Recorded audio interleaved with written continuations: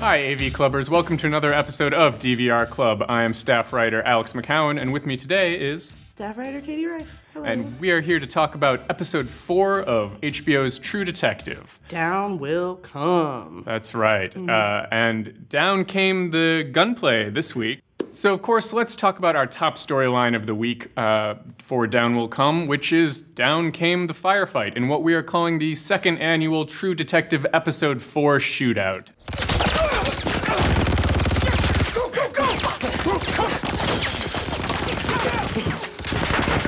Katie, what did you think of the big show-ending firefight? I mean, it was, it was exciting. It was definitely the worst possible thing that could happen to some cops trying to interrogate a suspect. Yes. A bus full of civilians. What was it? A protest. Yeah. Just all mowed down, machine guns. It went as wrong as it possibly could. How many innocent people can we injure in 5 minutes? A lot. But I don't like the direction wasn't as compelling as last season, which is something that I've been noticing a lot. Like the first episode with Justin Lin directing, that had a strong directorial presence kind of guiding the episode. But I haven't really felt that in all the other episodes that we've seen so far this season. Like the first season, I'm starting to think that part of why it was so strong is you had Cary Fukunaga carrying the whole thing straight through. Mm-hmm. The directors on this season, they're doing capable TV work, but it's just not as strong as the first season. Yeah, I mean, part of the problem, I think, is if you're going to have a second sort of annual, literally second, repeat your season, your episode 4 big shootout scene that everybody's going to be talking about, I mean, we're going to naturally compare it to the previous one, and it's not as strong, which is too bad, because in a lot of ways, I thought it was a tense, well-shot, well-filmed scene. Lots of exciting stuff happening, lots of headshots, people being taken out to the head left and right.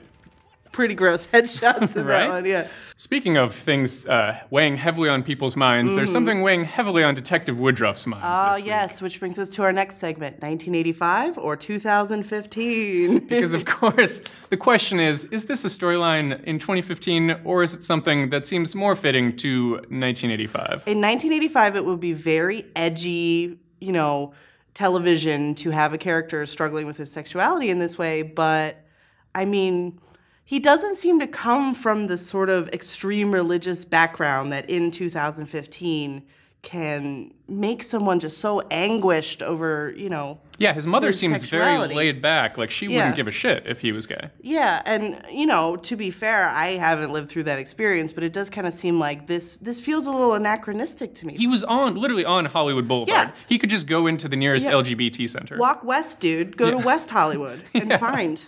Yeah, your people are waiting. Yes. Like, it's going to be fine. So, yeah, I agree. It feels a bit tired. It feels out of touch to me. It does. It feels out of step with the mainstream of society. Yeah, Taylor Kitsch is doing the best with this material that he can, I think. I'm moved by his performance. I think he's doing a good job of it. But the material itself is just not giving him much to work with. It feels a bit hack. Yeah.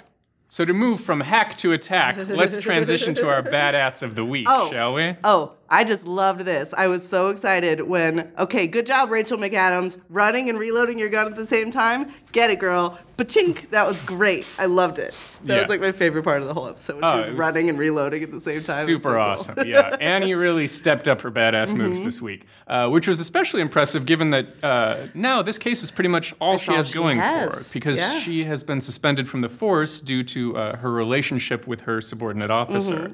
Now, unlike Woodruff's storyline, that actually felt like a contemporary story. Yeah, that felt relevant. Exactly. That's something that could easily happen. And in fact, they call it out in a nice moment on the show where she says, "This wouldn't be happening if I were a man." This would not be happening to a man. If a complaint were lodged, you bet it would. They just wouldn't be able to use that line. And that felt real, that felt contemporary, and I liked it. Yeah. And finally, of course, we're going to end with Speculation Corner. This time, not talking about predictions for next week so much as what we would maybe like to see happen as we go forward with the second half of the season. Katie, what are you kind of looking forward to? What are you hoping we get to sink our teeth into? I get that they're going for a Chinatown sort of thing in that the actual mystery is obscured at first, and in the investigation, but this isn't a movie, this is television. This isn't one continuous narrative. You're investing all this time, and when you're watching the individual episode, when it's not quite clear what the stakes are or how this relates to the larger mystery, it kind of makes it difficult to really be compelled as a viewer. I understand. We've talked about this a little bit off camera as well, and I'm not as down on it as you've been, I think, thus far. I'm a little more invested. I think, as you said, it's sort of a Chinatown, we don't really understand the mystery. The mystery itself, it seems like Pizzolatto's almost trying to make it incidental to the season, right? It doesn't really matter who the ultimate bad guy is. Right. What matters is these characters, the world that's being set up around them, and sort of how their careers and lives are dragging them down, right? Everybody's slowly getting pulled into the muck. So now maybe we'll get to see some of that good stuff. We'll get to see some of that famed Pizzolatto tough dad, smart characterization that has eluded us a bit thus far this season. Yeah, that'd be cool. I'd be into that. All right. Well, with that, we're going to say goodbye to you. Until next week, of course, I'm staff writer Alex McCown. I'm Katie Rife. See you next time. Bye.